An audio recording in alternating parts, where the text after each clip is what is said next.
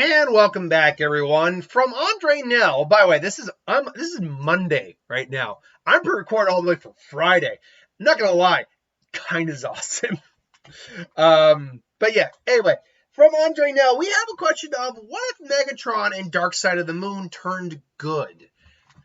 Now, I'm not a big fan of the Michael Bay Transformers movies. There's a lot of people who like them, and there's a lot of people who don't like them. They did well for themselves up until you got to the last night. That one kind of went a little bit. I think it just barely made its money back. But point being is that I have seen them all I have seen them all. I just have seen them all in the theaters from Dark Side of the Moon to War of the Machine, or I can't remember, was it Beast Machine? I can't remember what the most recent one was called, but I do remember watching it, and I like that one fine. Actually, that's actually one of the better ones. But point being, I was in the theater when we watched Leonard Nimoy bought the needs of the many outweigh the needs of the few. Like, oh dear God, like the man passed away a couple years later. Like, we really got to honor his memory with this crap? Oh, come on. But more to the point, in that movie, when the Decepticons' plans went awry, Megatron tried to basically ask for a truce between Optimus. He only asked that I would be in charge. What would you be without me? Let's find out. Regardless, the question here is, what if he turned good? So,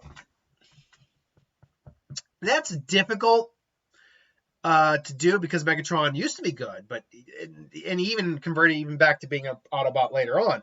But in the terms of the Michael Bay verse, no, he's never not been a villain, more or less, in the Michael Bay verse. At least not from what we've seen on screen. And the reason Optimus, I believe, as I was reading up on the Bayverse, Megatron decided, nope, let's find out. Basically said, no, I can't trust your treachery. Let's say he did trust him, though. But he said, you can't be in charge of everything, Megatron, but we'll work out some compromise. Some compromise. And so there are things you are better at than me. And I admit this. I confess this, but there are avenues that I am more successful in as well. We can help each other out. And Megatron's like, very well, Prime. So be it. Well, then, and he just and Optimus just kind of looks on, like, I will admit, it is good to be back on the same side, old friend. And Megatron is like, oh, I won't lie and say there's some satisfaction. But first, and he just looks at him, we should get you repaired. And so Megatron is back on the side of good. And between this and the Age of Extinction, Megatron dealing with the remaining Autobots, or dealing with the remaining Decepticons, trying to convert them as well. It's like, this is for the best. We must do. As your leader, I say that this is for the best. We have been fighting for too long. No more. And Cybertron is lost to us. We must eke out a new living here. Now, because of the plot, I had to relook up what the plot was and what his role in the other two movies were. In the fourth one, there was the Seed. There's also Lockdown, who was going to capture Optimus Prime. He also had the Dinobots captured, but like Grimlock and so forth. But more to the point, he wanted the Seed to basically convert large chunks of the planet to transformium, to create a new Decepticon army. So there's two avenues you could go down. He reverts back to his evil ways, or he stays good. I think for the sake of this what if, because we're talking about if he turns good, we're going to say he stays good. So his job is actually more keeping the Seed out of Lockdown's hands, trying to keep it, maybe he also gets caught by Prime, and him and Prime's riding Gridlock, he's riding the Spinosaurus one. He basically would just be playing the part of an ally here, like he does in this original, or not like he does, but as opposed to his antagonistic role. And the last night, he is still a primary antagonist, but there are other like Quintessa's coming. The five was it five of them that turned into the like Hydra Dragon, the three-headed dragon transformer, which. Look, last night's not a good film, but that's a beast. I want that Transformer. Give me that Transformer, please. I've lost all my old Transformers at this point. Like all my old toys are gone, long gone. I had a lot of Transformers. I love Transformers. I love Beast Wars specifically because, yeah, a truck is cool. But you know what's cooler? Turning a bear into a Transformer that he shoots off a bat. Turning an elephant. And which one was it? The one that was the eagle, the elephant, and something else. And I can't remember which one it was that combined into the multi-purpose Transformer. I had that one too. I had Cheetor when he was Transmetal 2 Cheetor. I had that. I had the dragon version, Transmetal 2 version of Megatron from Beast Wars, where he's the red dragon. I had that one for a long time. I had a lot of Beast Wars, and I love Beast Wars. I've only ever been a passing fan of Transformers. I like Beast Wars a bit more just because, again, you can do a lot more creative designs with animals and stuff. And their interactions are a bit more interesting, too. But everything I'm hearing, side note, about Transformers 1, it's great. It's awesome.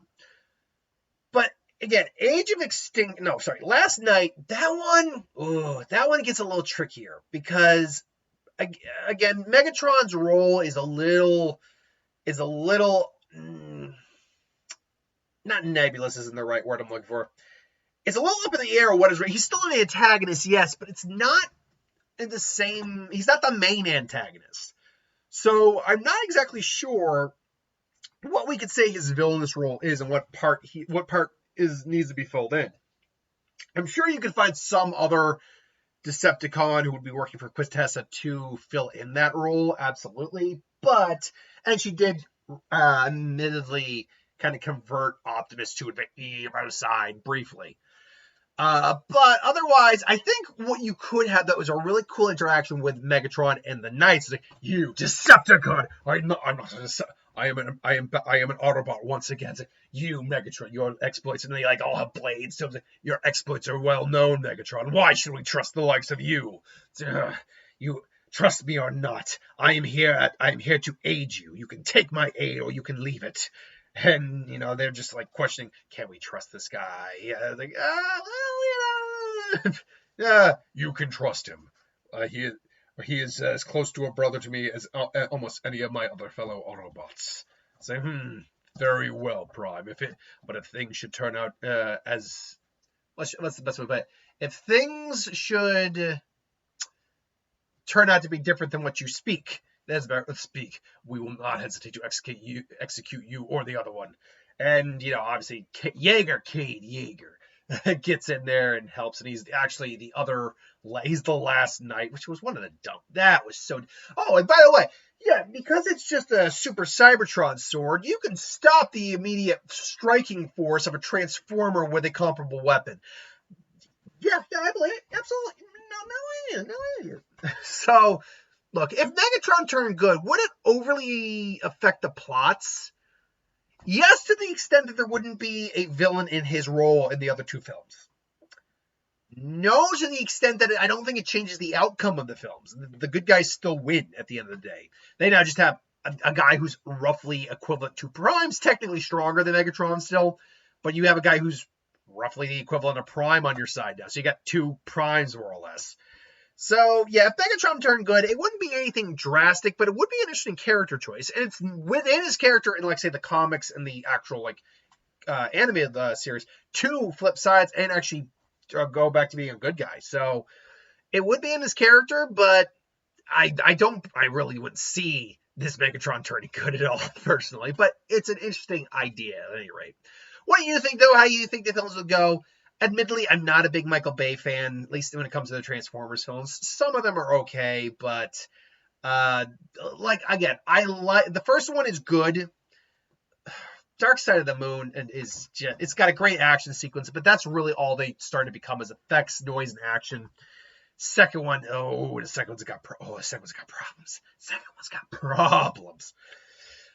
Fourth one, I actually admit, is okay. It's not great. But because they took Shia LaBeouf out of it, I think it actually really helped the series a bit.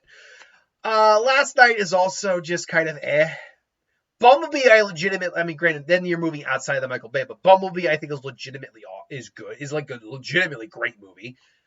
Rise of the Beasts, that's what it was. It was Rise of the Beasts. I thought it was actually one among the best of the live action ones. I think it's better than any of the ones that came after the original, except for Bumblebee. I would say it's probably.